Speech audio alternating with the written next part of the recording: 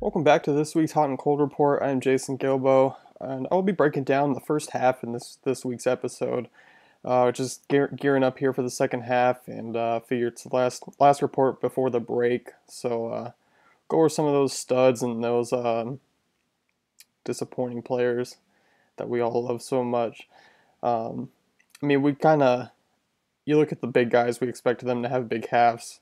Josh Donaldson, Goldschmidt, Stanton, Scherzer, Sale. Those are all guys up here. So I won't touch on them too much. We know what we kind of get from them. But a little surprised with the machine, Albert Pujols. Of course, he's one of the top hitters in baseball. I'm not overly surprised, but a couple down years in LA. 26 homers, 51 runs, 56 RBIs here, closing out the break, which he could add more with this core series. The machine's looked really healthy this season, and he's looked really good. I'm quite surprised, honestly. Lot of good first basemen went ahead of him. Kind of feel like him and Prince Fielder were down on the list a little bit. So if you have either one of those guys, you're looking at top production from a first baseman, and you probably got him for a really nice pick. So he's been really solid. A guy who's proven that 2014 wasn't a fluke, JD Martinez for the Detroit Tigers, 289, 24 homers, 58 ribbies.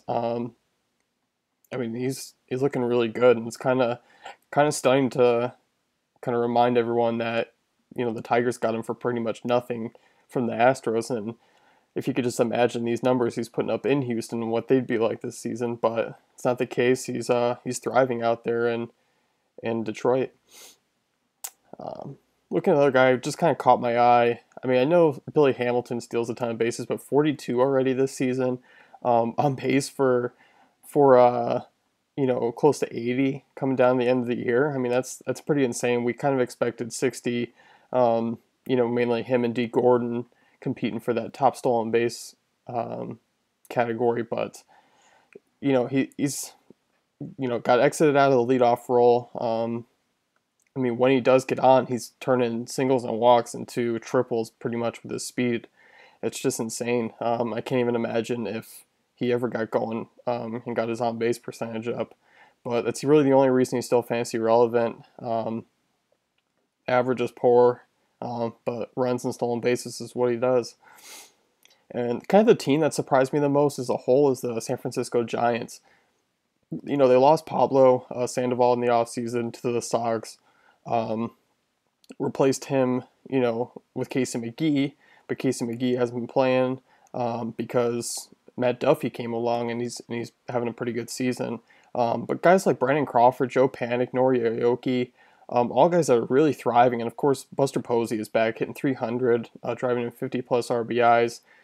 Brandon Belt's been going through some hot and cold streaks this season, but he's looked pretty good. If they can get Hunter Pence back and stay healthy, they tear up right-handed pitching. They're a solid team. And of course, hitting out in San Francisco kind of depreciates their value a little bit from the power standpoint. But these guys are solid for averages, runs, and RBIs and stolen bases from some of them. So San Francisco Giants have really impressed me this season. A couple other names here. Kendrys Morales really turned around in Kansas City, 50 plus RBIs, hitting for a pretty decent average. Stephen Vogt, although he's come down a little bit from that early season hot streak, still hitting the ball well. And Adam Lind, turning it up in Milwaukee, definitely one of the guys who was a sleeper first baseman coming into the year, and he's thriving. And some arms that aren't really talked about as high as your Clayton Kershaw, as your Chris Sales. How about guys that you drafted? Sonny Gray, Dallas Keuchel, and Chris Archer. Even outperforming Kershaw in a couple categories. So wins and ERAs are these guys' thing, and they're getting the job done. Some lesser guys, talent wise, have surprised me. AJ Burnett, 7-3 this season. He really could be a double-digit winner heading into the break if he got some run support. 1.99 ERA, 2.61 FIP. He did well in Pittsburgh before, and went away, struggled, but now he's back in Pittsburgh, and this is the guy that shows up here. Pittsburgh loves him, and he loves Pittsburgh. So next guy, Giovanni Gallardo. He's always been a pretty good pitcher. I've always thought he was pretty average, but he's kind of proved me wrong a little bit here. 2.67 ERA down with Texas, 3.52 FIP. Um, I'm probably his ERA is probably going to slide up to the mid threes by the time season ends. Um, but I think he's been a surprise for the first half, especially down in Texas. I thought that move was going to hurt him. And probably the waiver wire king so far is Jason Hamill. I don't think he was drafted a whole lot, but he's been the second best pitcher on the Cubs, with Arrieta being number one and Lester arguably being three. But he could be a little bit disappointing from his struggles with Chicago so far this year. But I do like Lester to get it together in the second half, so I still recommend him as a nice buy low target. But Hamill, 2.89 ERA, 3.09 FIP, and he's having a huge year so far. Although just some kind of breaking news, he did come out in the second inning with groin tightness. So maybe a DL trip could be needed if kind of things follow history with groins here this season. So just news on him, but I still like him to continue in the second half. His strikeout rate's really good. He's throwing that slider for that out pitch, and it's looking really good. Now let's take a look at some down first halves this season. We had some slow starters, Jose Bautista, Andrew McCutchen, but right now, although Bautista's hitting 240, still slugging the ball like crazy. McCutchen's getting it together. But here, you guys can get your pitchforks ready. Carlos Santana, and probably one of the most hated fantasy guys right now is Ian Desmond. And I don't blame you. 10 combined stolen bases and homers this season, hitting only 213, while Santana is hitting 212 with just 9 homers. Desmond pretty much has close to 20 errors this season, so it's not like his pitchers, feel an appreciation for him either. So, you're not alone. I don't have a ton of hope for him in the second half. They'd probably be really buy low risks going forward. So if you're in need of some shakeup, I maybe throw a bone their way and see what you can get. I don't have a ton of hope, but like I said, we know what Desmond and Santana can both do. It's just a matter of will they do it. And I'm not really liking the results otherwise. Lucas Duda was a hot start at the beginning of the season, but he has fizzled tremendously, hitting 244 with 10 homers. I kind of believe he has a hot streak or two going forward that's going to push him close to 20, 25 homers on the season. The strikeout rate's always been at an average rate for a first baseman or a big-time power hitter. That hasn't really gone away, but it's stayed on par with what he's done in his career. But his ground ball rate is upped over each month this season, which means he's really struggling to hit the ball. So another kind of buy low risk, but I don't have too much high hopes for him either. Like I said, probably a hot streak going in over 2 or 3 weeks maybe. If you get one of those, you're probably looking at guys to sell high for the rest of the season. Or if he's out there on the waiver wire, maybe scoop him up in an early hot streak and ride that out. It's just tough to tell with Lucas Duda right now. And how could I forget about good old Robbie Cano, hitting 252, 6 homers, and 29 RBIs. Out of the 3 spot, 29 RBIs is completely ridiculous. I believe the Mets pitching staff has more runs driven in combined over Cano, so that's a problem. And it's just not a good year for him. And like I said, he's probably gonna have a better second half, but is it going to be enough to be fantasy relevant in the second half? And that's the thing I don't know. Occasionally he's gonna have a week where maybe he hits 2 homers or maybe he drives in some runs, but then he's gonna go on a week where he's back to his usual 2015 ways. At least the good thing is the upside with him is we know what we're gonna get from him from now on, which is not that great of a second baseman going forward for fantasy. So I think we figured that part out. I'll look at some arms. These guys have never been a favorite of mine outside of Shoemaker, but he hasn't really had a long track record. Jeff Samardzija, Julio Teheran have been on and off. Teheran's always been a guy who's served up the long ball and really big home and away splits. He's always had a decent ERA at home, but away he goes on the road and just serves up a ton of homers. And kind of that's been Shoemaker's problem this season too. A ton of homers, and then while you have they all have ERAs in the fours, bottom of the league in ERAs, kind of that bottom 30 guys for qualified starters. Um, they've all showed flashes of good pitching, but overall they've been pretty bad this season. So I mean I don't really like them to turn around for the second half. Schumacher may be the one because he's pitched a lot better. He's kind of upped his ground ball rate over a little bit. Not sure if we'll see that here in Coors tonight, but he could be a nice buy low option going forward. His strikeout rate's still pretty decent.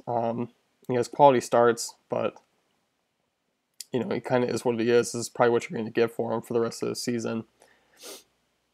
Let's look at some guys at target in the second half. As far as bats go, I really like Carlos Gonzalez for the Rockies. He's always been a top outfielder when he's healthy, and that's been the thing.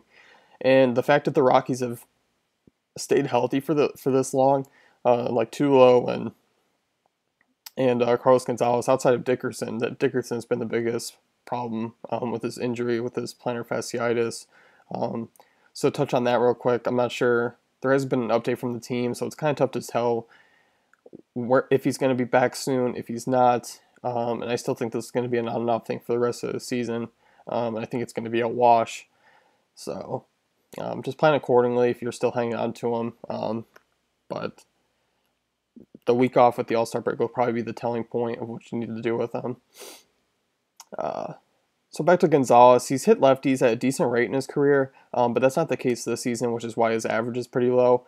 And the fact that he's hitting 260 on a 278 BABIP against right-handed pitching is bound to come up tremendously. I mean, the guy has a 343 BABIP and off right-handed pitching. He's always been a solid guy off righties. 349 WOBA off right-hand pitching this season. I believe he's in for a big year. Of course, you like those bats and cores, better second half. So expect him to turn around. He's a nice buy low target, especially because I feel like he's a tier below Charlie Blackmon. And guy I'm liking, who's probably actually could be on your waiver wire, is Neil Walker. Kind of after the week he went missing with the illness, and I believe he was just kind of a thing where they got him away from baseball for a little bit. But since he's been hitting the ball really well, 38, hitting 387 so far here in July. Is up in his batted ball stats. Overall he's got a nice 24% line drive rate off right-handed pitching. A good source of power from the second base spot or utility wherever you're using them. I like him going forward. Taking a look at Michael Brantley. Of course, you're going to say he's had a disappointing season, just because we expected a lot of good things from 2014. He hit 327, 20 homers, 23 stolen bases. So, I mean, with the 297, 5 homers and 9 stolen bases this season, it's a little bit of a disappointment. Whether it's his back hindering him from having a really good season power-wise, I don't know. It's tough to say because he does get the occasional off day that more than usual he wouldn't get in the past. So it's definitely still an issue with him, I believe.